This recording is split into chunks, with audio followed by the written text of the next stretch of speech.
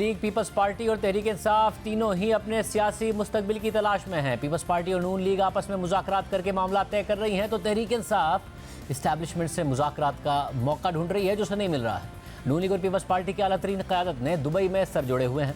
Nawaz Sharif London से और आसिफ जरदारी पाकिस्तान से दुबई पहुंचे हैं। इन मुलाकातों की खास बात यह है कि उनमें नवाज शरीफ की साहबजादी मरियम नवाज और आसिफ जरदारी के बेटे बिलावल भुट्टो जरदारी के अलावा और कोई शरीक नहीं है। दोनों जमातों की सीनियर क़यादत भी शरीक नहीं है। नवाज शरीफ और आसिफ जरदारी की मुलाकातों में किन बातों पर गौर किया जा रहा है, शाह महमूद कुरैशी ने इस हवाले से बात की। इस वक्त दुबई की बैठक का बड़ा चर्चा है। आसिफ अली जरदारी ख्वाहिशमंद हैं, बिलावल ख्वाहिशमंद हैं, नवाज शरीफ साहब वजारत उज़्मा की दौड़ में हैं, मरियम साहिबा वजारत उज़्मा की दौड़ में हैं। सबबंदी हो रही है तो हसूल इक़्तिदार की सबबंदी हो रही है।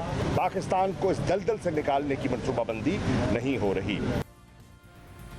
दूसरी तरफ इमरान खान भी सियासी दौराहे पर खड़े हैं। वो इस्टेब्लिशमेंट पर इल्ज़ाम भी लगाते हैं और फिर बार बार कहते हैं कि मैं अब सिर्फ इस्टेब्लिशमेंट से बात करूंगा, किसी और से बात नहीं करूंगा। लेकिन इस हवाले से गुज़िश्ता रोज़ DGI-SPR से सवाल हुआ तो उन्होंने वाज़ेह तौर पर कह दिया कि पाक फ़ौज ये चाहती है कि तमाम सियासी स्टेक होल्डर्स आपस में बैठ कर कौमी इत्तफ़ाक़ राय पैदा करें। हमारे लिए तमाम हकीकी सियासी जमातें काबिल एहतराम हैं। पूरी सूरत हाल पर बात करेंगे।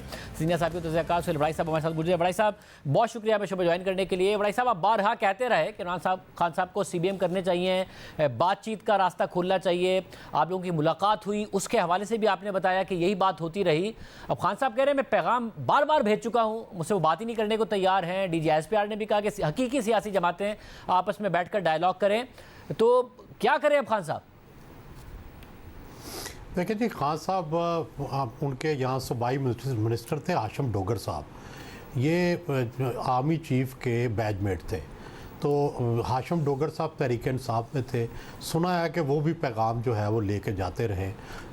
लेकिन मेरा ये ख्याल है कि आर्मी अब रिज़ॉल्व कर चुकी है कि PTI का जो 9 मई का जो इंसिडेंट है इसके हवाले से ज़ीरो टॉलरेंस है। और शायद वो डायलॉग क्या करना, वो तो शायद इनको अगले इलेक्शन में अगर ये जीतते भी हैं तो बर्दाश्त ना करें।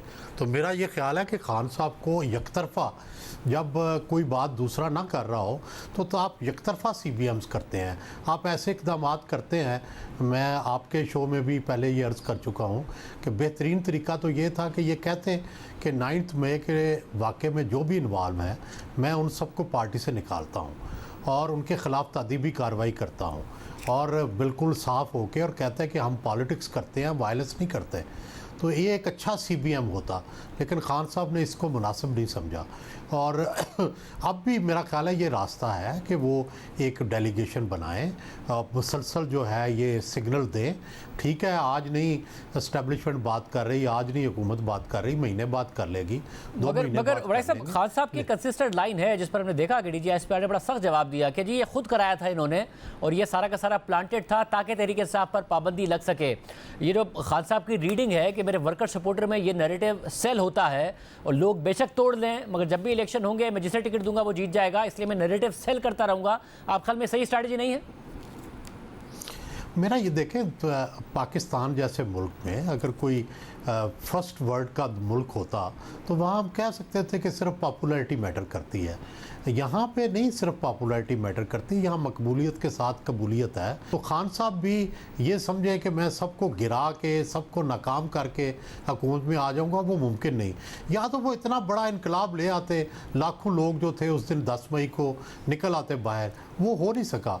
अगर वो उनका ज़हन में ये इनकलाब भी था तो वो फेल हो गया। और जब इनकलाब फेल हो जाता है तो फिर इसके कॉन्सिक्वेंसेस यही होते हैं जो 9 मई के कॉन्सिक्वेंसेस हो रहे हैं। मतलब अगर उनका ये तो कॉन्फिडेंस है ना कि इलेक्शन में बहरहाल अगर तहरीक इंसाफ खड़ी होगी तो कह रहे मैं जेल में भी होऊंगा, जिसको मैंने टिकट दिया वो जीत जाएगा, इस लेवल की पॉपुलैरिटी है मेरी जमात की। तो अगर इलेक्शन होने हैं तो फिर ये कॉन्फिडेंस कैसे गलत है उनका? नहीं, देखिए वोट बैंक तो मैं बारहा का अर्ज़ कर चुका हूँ कि उनका वोट बैंक मौजूद है, शहरों के अंदर मौजूद है और ये वोट बैंक जो है ये इतनी जल्दी इरोड नहीं होगा। लेकिन होता यह है कि जो रूरल एरियाज़ हैं उसमें धड़े का वोट होता है। उनकी अगर सारे इलेक्टेबल्स उन्हें छोड़ जाएंगे, आज भी एहसानुल्लाह टिवाना खुशाब से छोड़ गए, कासिम सियालवी छोड़ गए, सारे यानी हर रोज़ आप किसी न किसी डिस्ट्रिक्ट से सुनते हैं कि जो इम्पोर्टेंट लोग हैं वो छोड़ रहे हैं। हैं तो उनका धड़ा भी छोड़ जाएगा। फिर टाउन्स के अंदर और शहरों के अंदर उनका वोट बैंक रह जाएगा। और वो आपको पता है कि पीपल्स पार्टी का वो बहुत देर तक वो वोट बैंक रहा, 11-12 साल तक। नून का भी 10-11-12 साल तक टाउन्स में वोट रहा।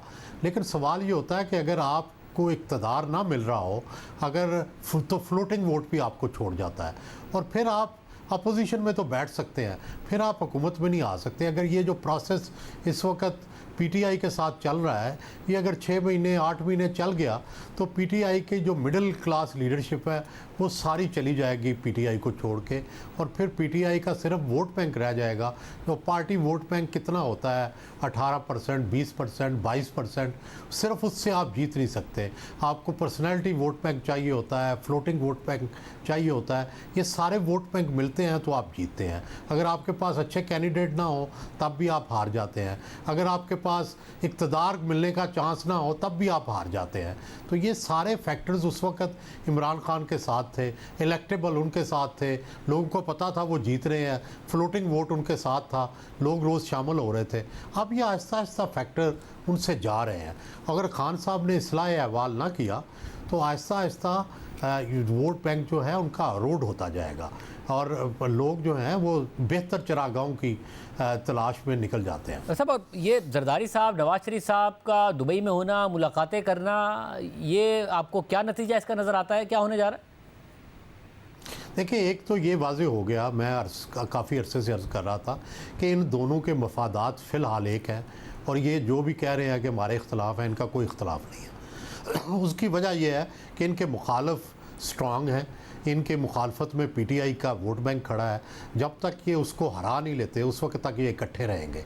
और दूसरी बात यह है कि इनको ये ख़तरा भी पड़ गया है, नून को और पीपल्स पार्टी को, कि शायद हम इस्टेब्लिशमेंट के मंजूर नज़र ना रहें और तहरीक इस्तेहकाम पार्टी के सामने आने से इनके ये ख़तरात बढ़ गए हैं।